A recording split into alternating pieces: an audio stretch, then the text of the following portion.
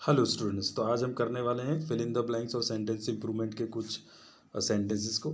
इससे पहले वाली वीडियो में मैं आपको एंटोनिम्स और सिनोनिम्स और इडियम एंड फ्रेजेस करवा चुका हूँ।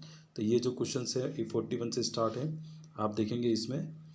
तो यहाँ पे हम पहला क्वेश्चन पढ़ते हैं, क्या कह रहा है। I shall not go unless I am not invited. अब देखिए, अनलेस के साथ में कभी भी नॉट का प्रयोग नहीं होता है। तो यहाँ पे जिसमें नॉट नहीं, ये नहीं आएगा। इफ़ की कोई बात नहीं कर रहा, तो question B will be the answer for this. Question number 42, hardly I had arrived home.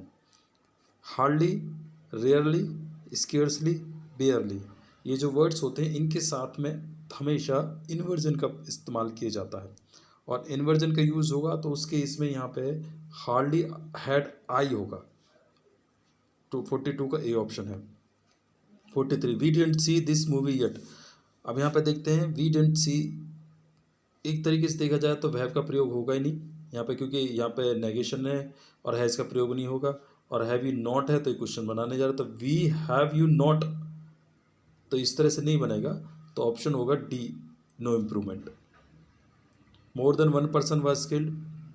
Okay, more than one person was killed in accident yesterday. अब यस्टरडे का प्रयोग हुआ, यानी कि ये जो है प्रेजेंट तो बनेगा नहीं, ठीक है। तो मोर देन वन, तो मोर देन वन, और यहाँ पे वर्ब कौन सी है, वाज, तो ये भी गलत है। हमारा आंसर होगा were killed. If you study well, अब देखिए ये कंडीशनल सेंटेंस है। If you study well, simple present. अगर सिंपल प्रेजेंट आता है इफ़ वाले सेंटेंस में, इसमें तो यहाँ पे जो बनेगा वो या तो विल होगा, या कैन होगा, या शैल होगा, या मे होगा। अब हैज़ का प्रयोग होगा नहीं, will be the answer over here. 46, if you studied well. अगर आप क्वेश्चन नंबर 45 और 46 को देखते हैं, और देखने के बाद में आपको पता चलेगा कि ये जो क्वेश्चन नंबर 45 है ये प्रेजेंट में बना हुआ है, और क्वेश्चन नंबर 46 पास्ट में बना हुआ है। तो यहाँ पर हमने विल लगाया, तो उसी प्रकार से यहाँ पे जो है वुड का प्रयोग किया जाएगा। तो इस तरीके से अगर आपको ये सिंपल पास्ट में मिलता है इफ़ वाला सेंटेंस, तो ये यहाँ पे विल का वुड, सेल का शुड, कैन का कुड, मे का माइट हो जाता है। ये कंडीशनल सेंटेंसेस के टाइप में आते हैं। इसके बारे में हम किसी अन्य वीडियो में डिस्कस करेंगे। Question number 47, if you had studied. अब ये भी कंडीशनल सेंटेंस है, और ये टाइप 3 है। ऊपर के जो है टाइप 2 है और टाइप 1 है, ये टाइप 3 का कंडीशनल है। इसमें आप देखेंगे कि पहले वाले में हमने सिंपल प्रेजेंट का प्रयोग किया था 45 में, 46 में हमने सिंपल पास्ट का प्रयोग किया था। अब 47 में पास्ट परफेक्ट है, ये पास्ट परफेक्ट है। और जब ये पास्ट परफेक्ट आता है इफ वाला सेंटेंस, तो जो दूसरा क्लॉज जो होता है उस क्लॉज के अंदर में हम V3 का प्रयोग में हैव और would have, should have, might have और कुड हैव का प्रयोग करते हैं। तो ये कंडीशनल सेंटेंस टाइप 3 है। तो option B will be for 47। Question number 48 में no sooner had she finished her speech. अब नो सूनर के साथ में भी हैड का प्रयोग किया जाता है।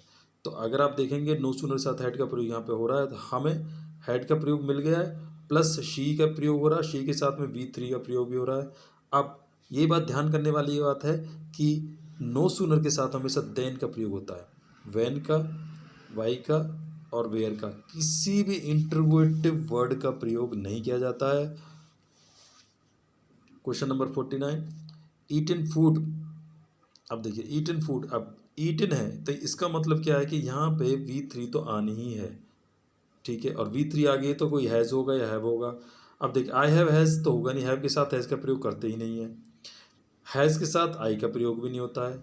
सेंटेंस इम्प्रूवमेंट देखते हैं, चलो हम इसको मना कर देते हैं, नहीं करते हैं। रेयरली हैव आई का प्रयोग होगा, क्योंकि रेयरली, बेयरली, स्केर्सली यहाँ पे इन्वर्जन का प्रयोग होता है। आई के साथ हैव लगता है, तो हैव यहाँ पे इन्वर्जन का काम कर रहा है, यानी सब्जेक्ट के बाद आने के बजाय वो सब्जेक्ट से पहले आ गया, बिकॉज रेयर का प्रयोग हुआ है। क्वेश्चन नंबर 50, क्वेश्चन नंबर 50 में देखते हैं। अब देखिए यहाँ पे पहले के ही सेंटेंस में नो सूनर का प्रयोग हम बता चुके हैं, तो अगर नो सूनर आए तो उसके बाद में हैड का प्रयोग होगा। तो यहाँ भी हो रहा है, यहाँ भी हो रहा है, तो यहाँ पे तो नहीं हो रहा है। लेकिन एक चीज़ और बताई थी मैंने कि नो सूनर के साथ में आप किसी भी इंट्रोगेटिव वर्ड का प्रयोग नहीं करोगे।